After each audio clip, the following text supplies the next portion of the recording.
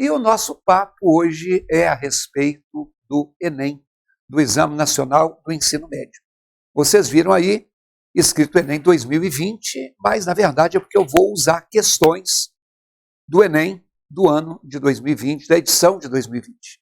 E aí, nós vamos fazer agora uma preparação diferente, porque de um modo geral, todo mundo que se prepara para o Enem, na área de linguagens, se preocupa prioritariamente com a redação do Enem. Claro, uma redação que vale 1000 pontos é uma coisa que merece todo o seu cuidado. Não estou negando isso. Só que também a prova de linguagens, ela vale outros 1000 pontos.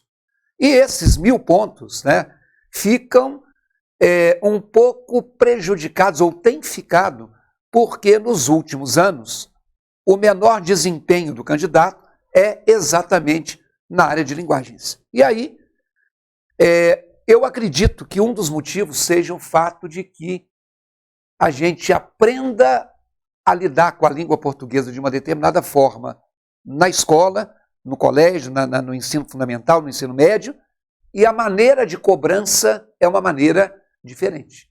Então, como o candidato não vê uma cobrança oficialmente gramatical ou uma cobrança tradicional e ortodoxa, ele pensa, besteira, eu não preciso estudar.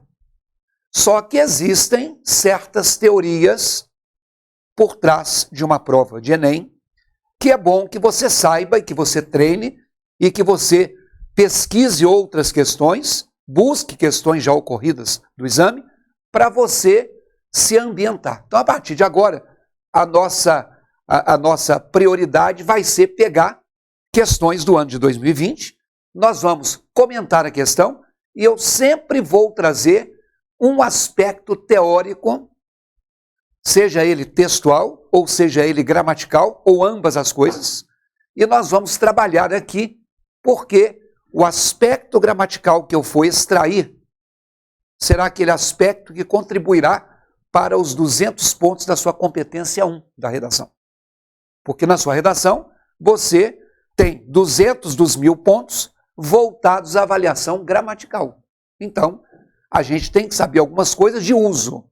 Eu não vou ficar aqui trabalhando conceito de classe gramatical, conceito de função sintática, classificação de oração. Não é isso. Nós vamos trabalhar na medida em que forem aparecendo as questões e elas forem trazendo certas situações que são relevantes e que são importantes. Tá bom? Sugiro a você que sempre que for assistir a aula, tenha a questão impressa, tenha o PDF impresso para você fazer as suas anotações, porque é importante que você guarde isso aí. Você anote da maneira como for conveniente para você. Ou num documento de Word, ou no bloco de notas, ou então você pega um caderno, faça ficha, não importa. Você tem que ter um registro, tá bom? Então vamos ver a questão de 2020 na sua tela. Chiquito tinha quase 30 quando conheceu Mariana num baile de casamento na Forquilha, onde moravam os parentes dele. Por lá foi ficando, remanchando. Fez mal à moça, como costumavam dizer, tiveram de casar às pressas. Morou uns tempos com o sogro, descombinaram. Foi só conta de colher o milho e vender. Mudou para a casa do velho Chico Lourenço, seu pai. Fumaça própria só viu subir um par de anos depois, quando o pai repartiu as terras. De tão parecidos, pai e filho nunca combinaram direito. Cada qual mais topetudo, muitas vezes Dona Aparecida ouvia o marido reclamar da natureza forte do filho. Ela escutava com paciência e respondia de um jeito sempre igual. Quem herda, não rouba. Vinha um brilho nos olhos, o velho se acalmava. Isso foi tirado de um livro chamado Casos de Minas, de Olavo Romano.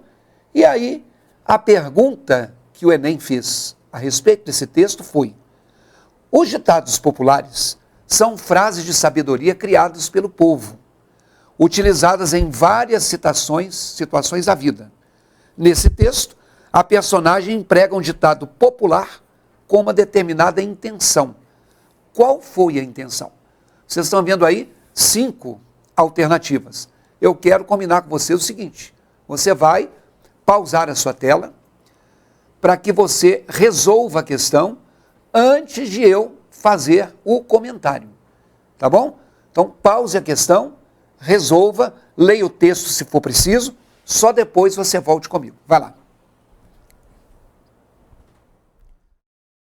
Pois é, a prova do Enem, ela é basicamente leitura. Então, você tem aí um texto que começa falando que o Chiquito conheceu uma tal de Mariana. Eles começaram, né, a namorar, fez mal a moça, essa expressão fez mal a moça, quer dizer, ele, né, desvirginou a moça, antigamente se falava isso aí, casaram-se às pressas. Então você está observando que esse texto ele conta um episódio que envolve o Chiquito. Todo texto que conta episódios é classificado como sendo da tipologia narrativa. Então, esse é um texto narrativo. Aí ele fala que ele morou com o sogro, que ele brigou com o sogro, que depois ele mudou para a casa do pai. Quando o pai morreu, né, ele repartiu as terras e o Chico, então, o Chiquito teve a sua parte. E aí, num determinado momento do texto, eles falam que os dois eram muito parecidos, o pai e o filho, Chiquito e o pai, e que eles nunca combinaram direito.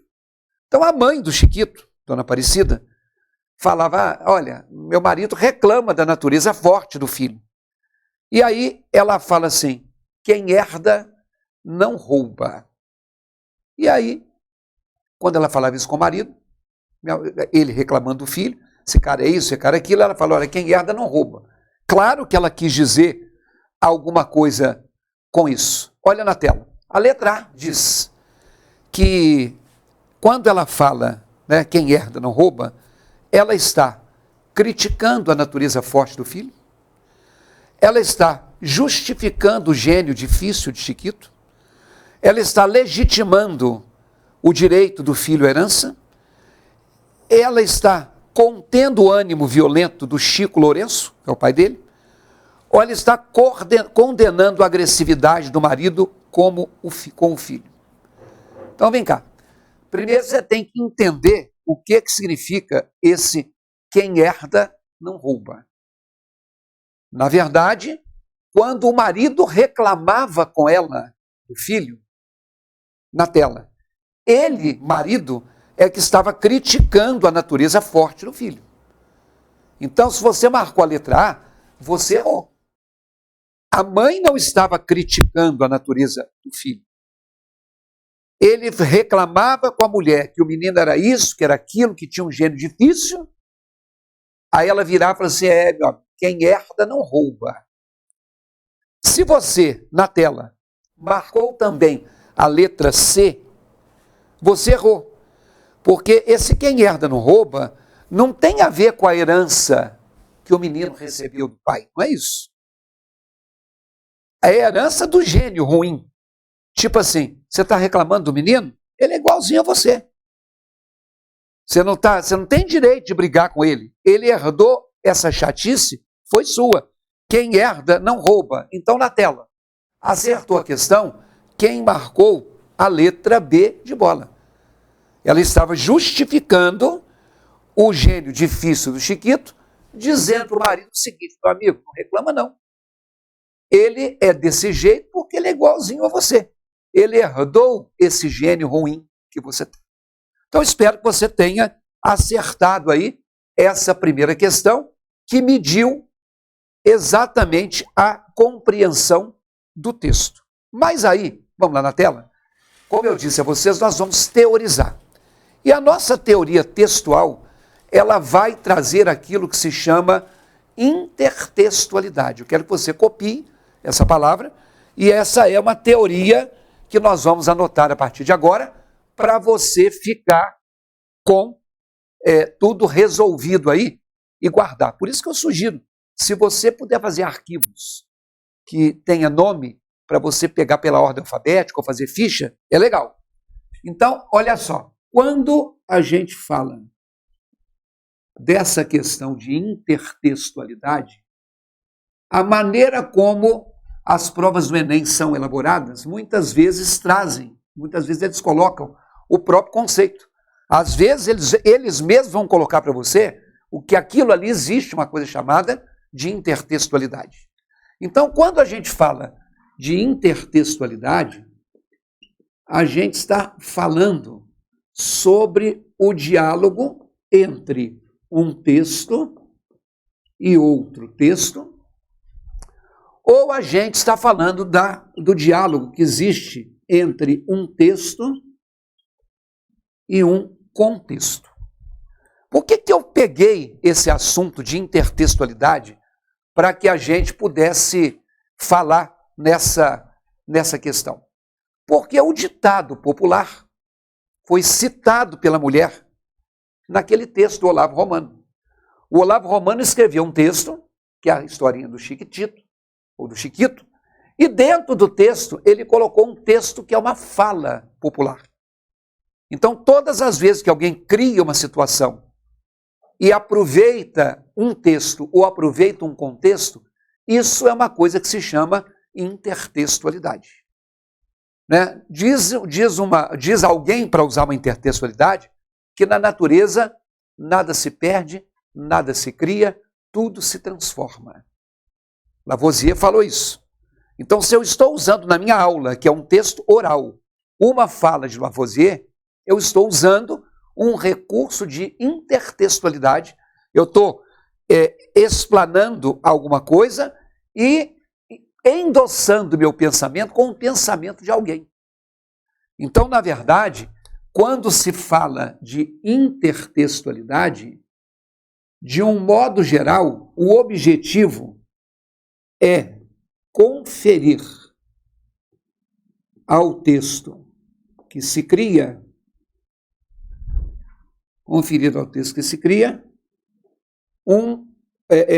credibilidade. Então, por exemplo, se eu sou jornalista e eu escrevo sobre política, outra hora eu escrevo sobre economia, outra hora eu escrevo sobre saúde, outra hora eu escrevo sobre violência urbana, sobre sexualidade, eu não faço parte do conhecimento específico disso aí. Eu sou jornalista. Então, um jornalista que cria um texto para publicar, e esse texto fale sobre comportamento humano, e ele cite Freud, por exemplo, Freud é uma citação intertextual para dar credibilidade ao meu texto. Isso tem um nome.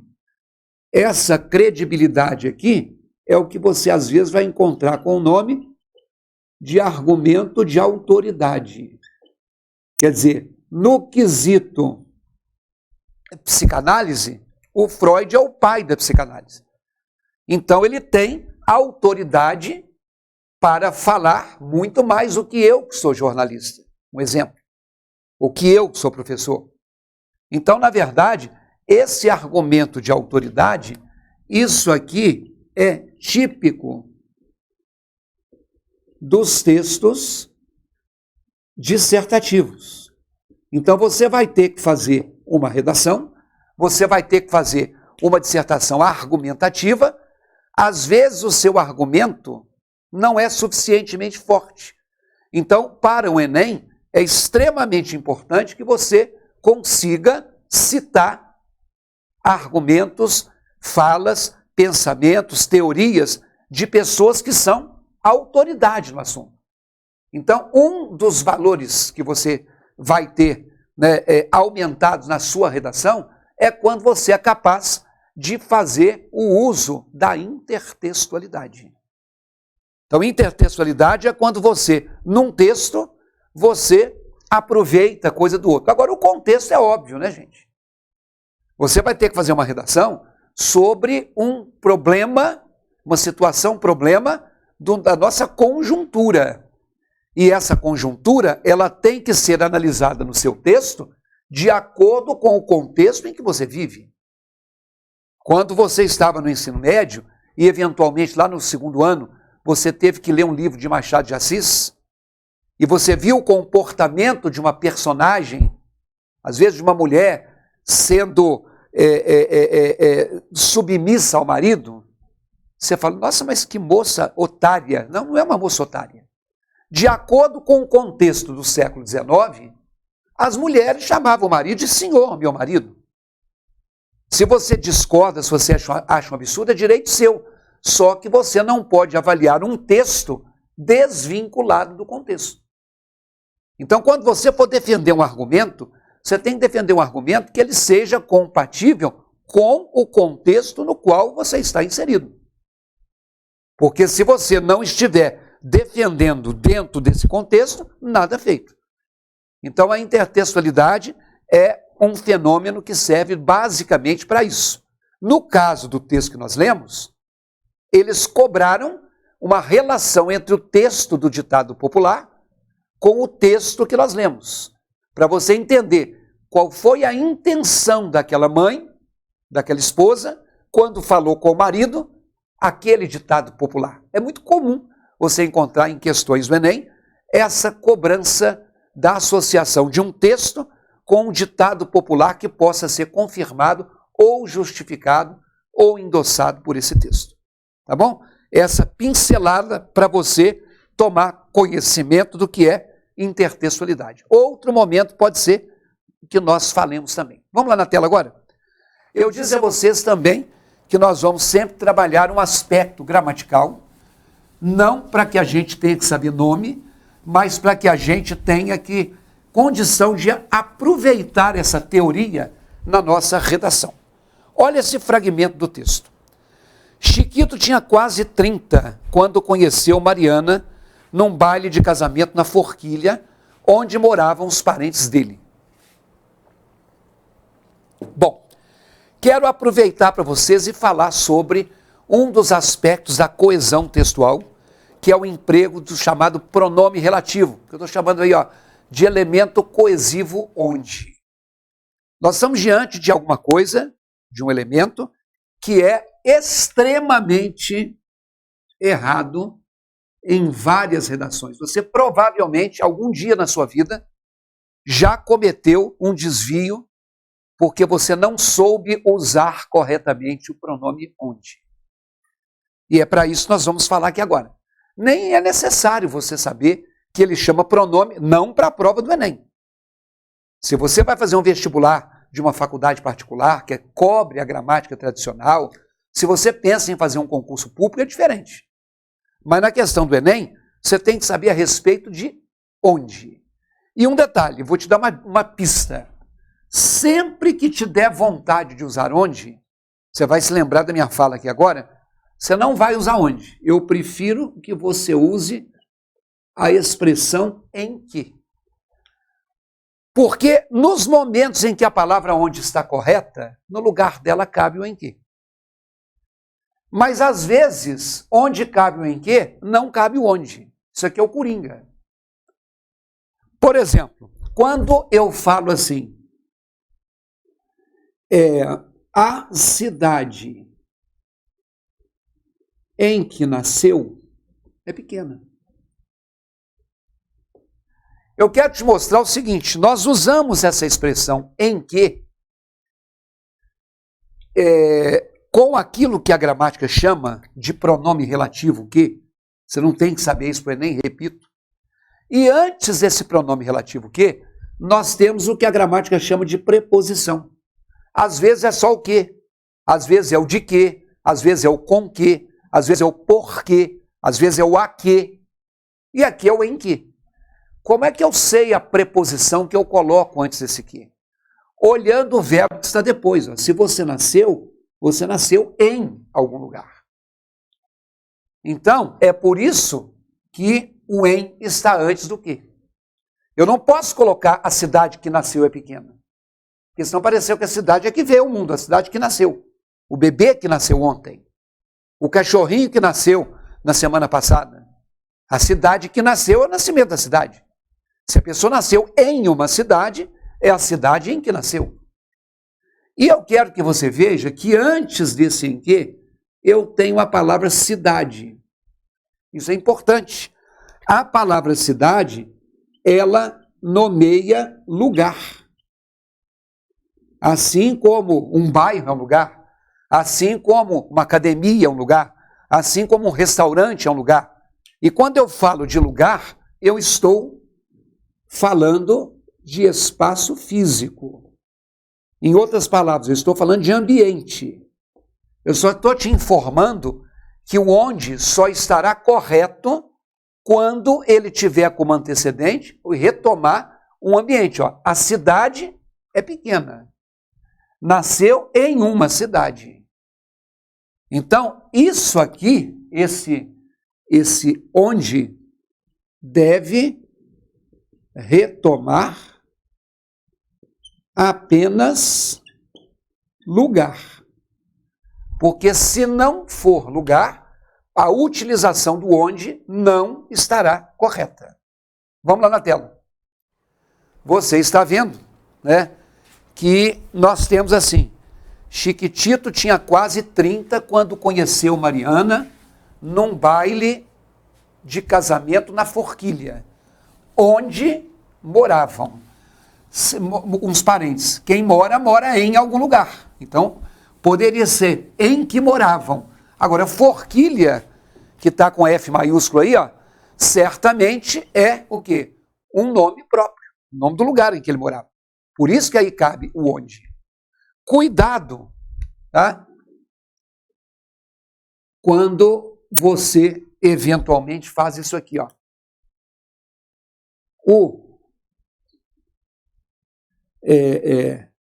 Este é um momento onde o povo está preocupado. Então, se você tem uma frase dizendo que este é o momento onde o povo está preocupado, esse onde tem como palavra anterior a palavra momento.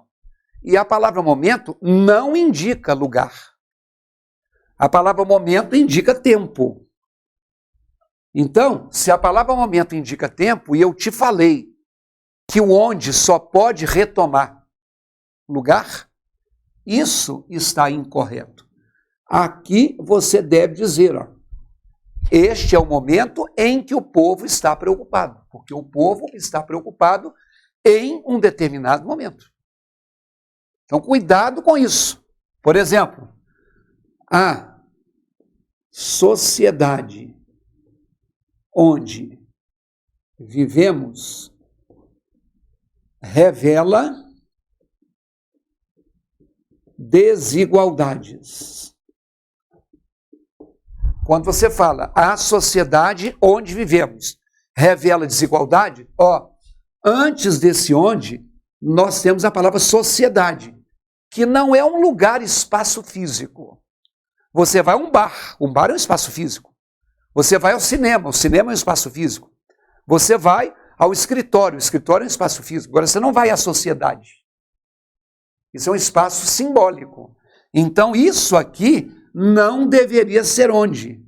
Então, você vai colocar a sociedade em que vivemos. Então, vou repetir. Se às vezes o onde correto pode ser substituído por em que, e o onde incorreto deve ser substituído por em que, é melhor que você corte da sua redação a palavra onde. Por exemplo, quando a gente coloca assim, né, o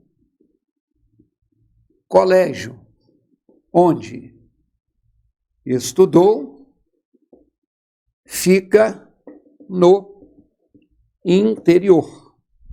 Quando você coloca o colégio onde estudou fica no interior, antes desse onde existe a palavra colégio.